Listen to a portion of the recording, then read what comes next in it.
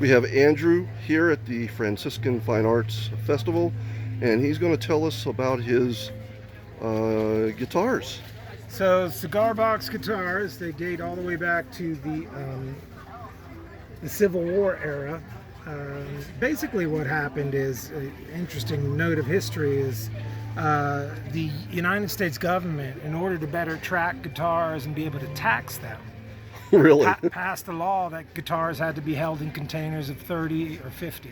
Wow. So that was the beginning of the cigar box.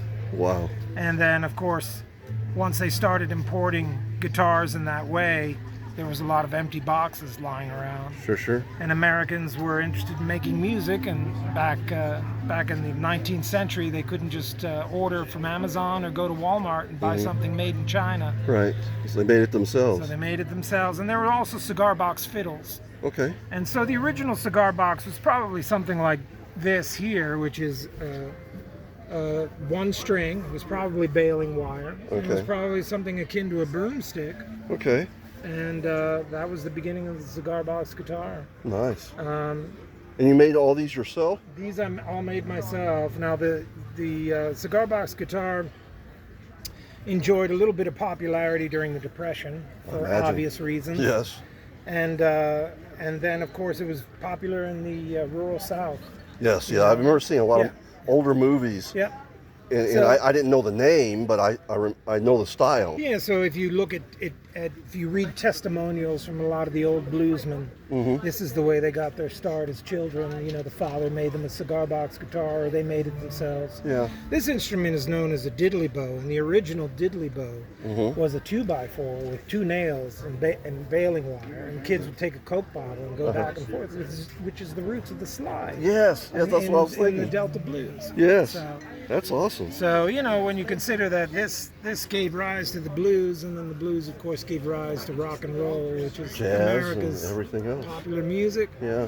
That's why I say you're looking at the roots of American popular music. right Yeah. there. Well, see, you know, when I was a kid, and I was taking guitar lessons, you know, they had me playing. My instructor had me playing blues, Uh-huh. and I don't want to play blues. I want to play rock. You know, had he explained to me That you the know, roots are that there.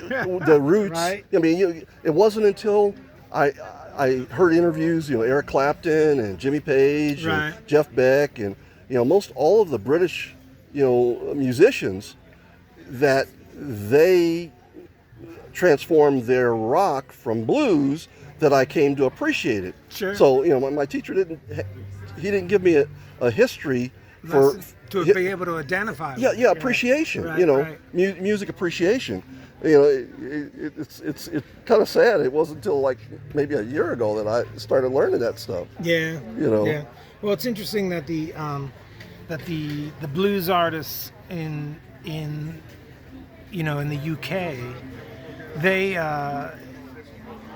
you know, because of, I think also because, let's face it, I mean, here in the United States, you have discrimination and prejudice, right? So, Right.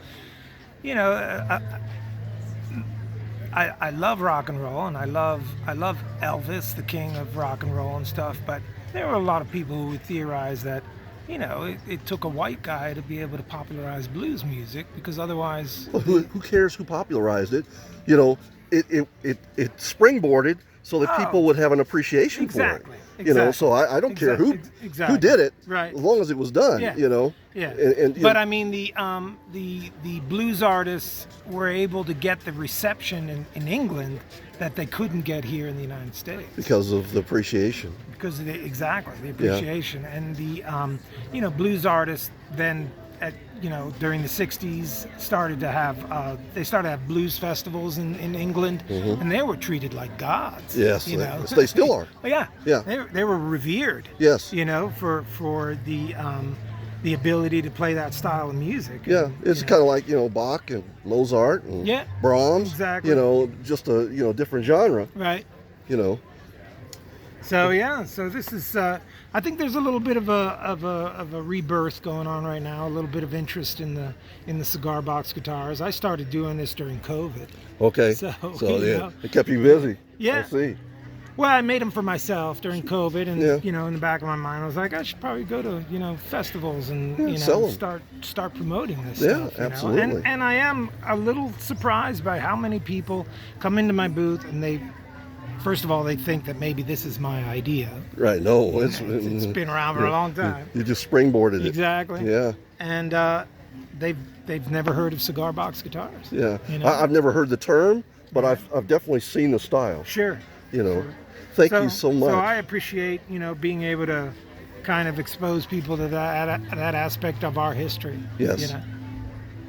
Thank you It so is- much. It is so quintessentially American. Yes. Yeah. Yes, it is. It's authentically American. Yeah.